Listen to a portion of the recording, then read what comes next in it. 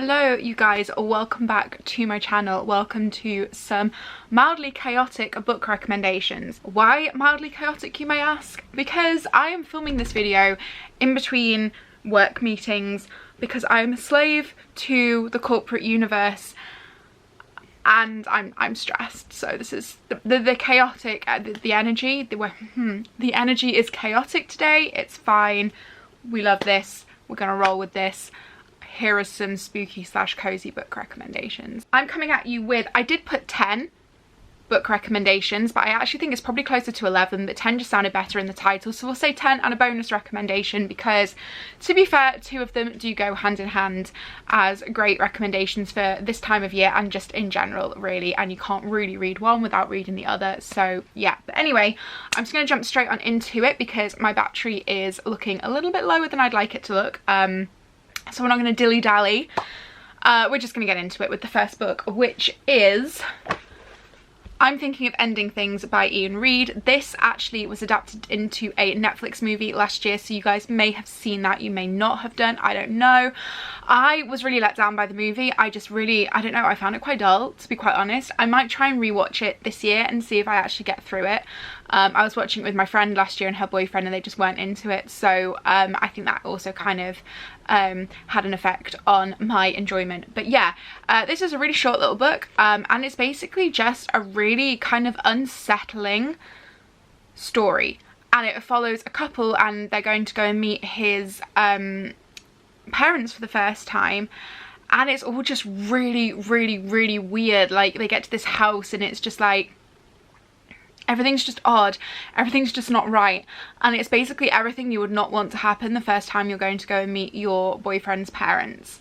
I don't want to give any more away than that because I don't want to give away any spoilers, but yeah, it's really creepy. So the review on the back says an ingeniously twisted nightmare road trip through the fragile psyches of 2 young loves, and that is pretty much what it is. But yeah, it's really unsettling, really short, and my copy smells really nice. I totally recommend you guys giving this one a go. So this next book is one that I read literally years ago. I think I read it in 2015, and then it has had just a rise in popularity on Booktok and Booktube over the past kind of couple of years, but that is A Night Film by Marisha Pessl. This book, I highly recommend it.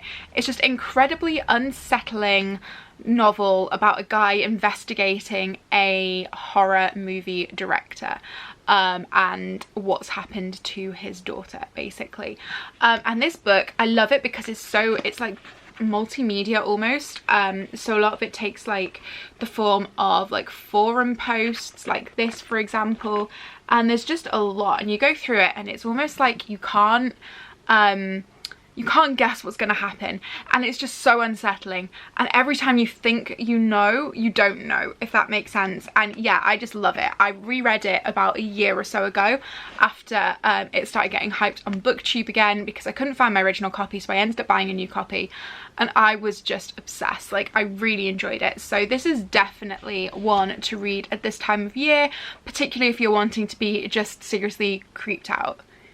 Yeah, it's not like intensely scary, but it's just unsettling, and it gets you psychologically a little bit, and yeah, I'm here for it. It's such a vibe. Okay, so this is one for the dark academia lovers, and this is definitely one that gets recommended so much at this time of year, but that is The Secret History by Donna Tartt. It is a modern classic, of course, and this follows a group of eclectic students from a small university in Vermont who are studying classics, and it's a murder mystery, and it's just, yeah, super cozy, like fall vibes. It all takes place in kind of fall and winter.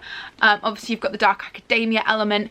It is just such a vibe for this time of year. If I hadn't already read it once this year, I would definitely read it again, but I actually read it with my book club back in February. This was our second pick of the year. It was actually my pick.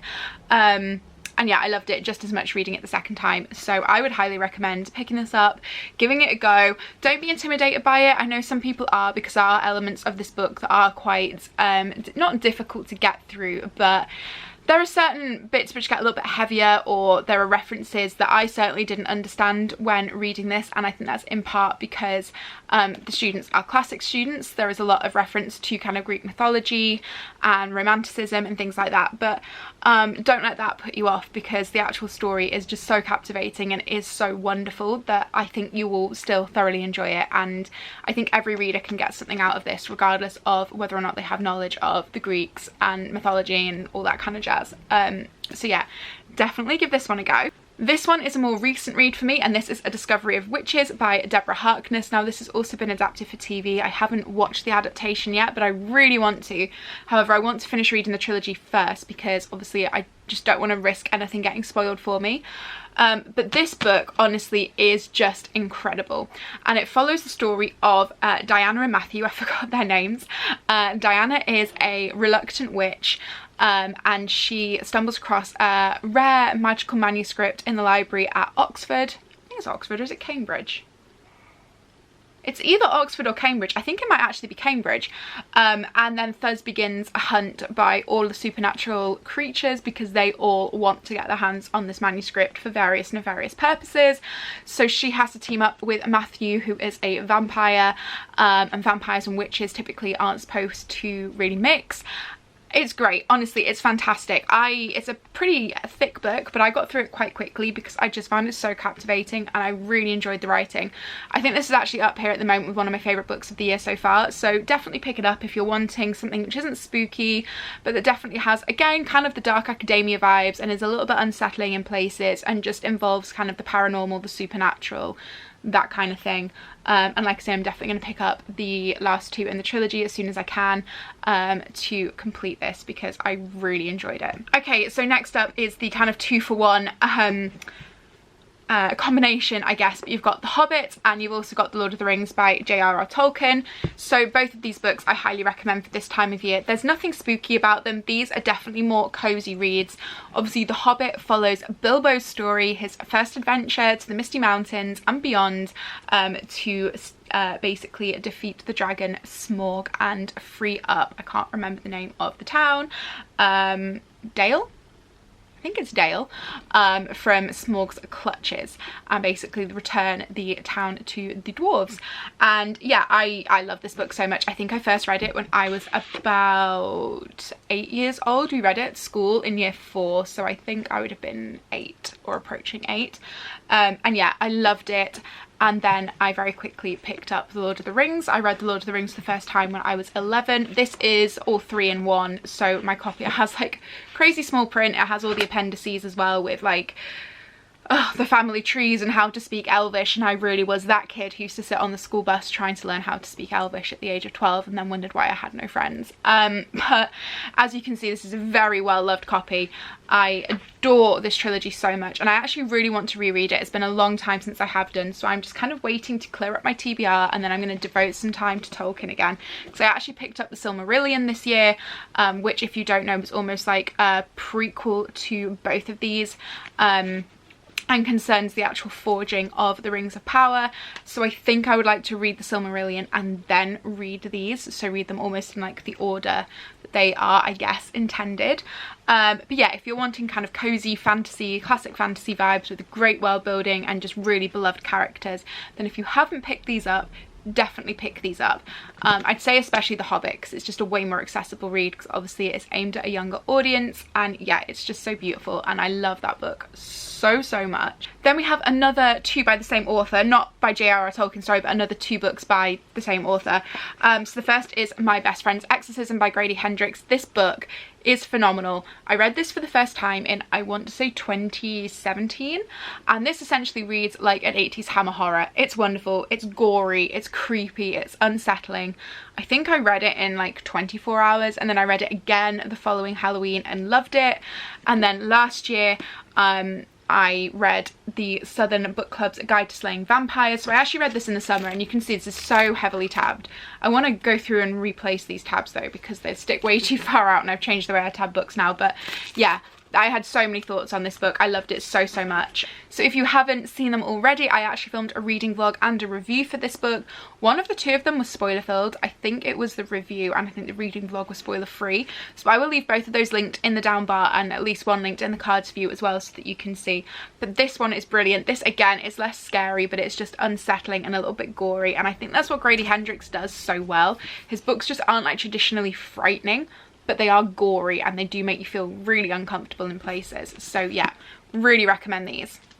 Next up, we have The Familiars by Stacey Halls. Just look at this cover if you're looking for an autumnal kind of fall read. This is brilliant.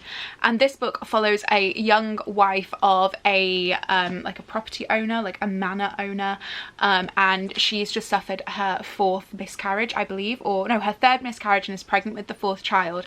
And she essentially enlists the help of a midwife to carry this child to term, but the midwife isn't exactly as she seems, and this is kind of taking place at the times of the witch trials in the UK, so there is a really heavy theme of like traditional witchcraft and Wicca, and it's honestly brilliant. I read this I think in like 24 hours. I thoroughly enjoyed it. Look at these beautiful end papers as well. They're so gorgeous. So yeah, I would definitely recommend this, but obviously trigger warning, it does concern miscarriage. So if that is something that is going to upset you or that you don't want to read, I'd maybe recommend leaving this one.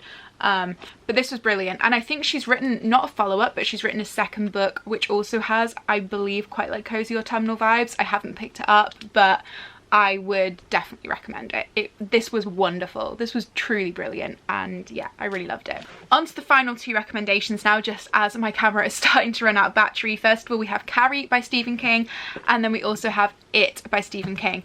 Now, I didn't actually enjoy Carrie all that much, but I wanted to include it in this video because it is a really short little read, and it is kind of spooky. I mean, this is one of Stephen King's first books, I think, and you can definitely tell like how much his writing has obviously matured and just developed over the course of his career. But it was okay, it wasn't bad, but if you're wanting something quick and unsettling and just more traditional horror, then definitely pick up Carrie.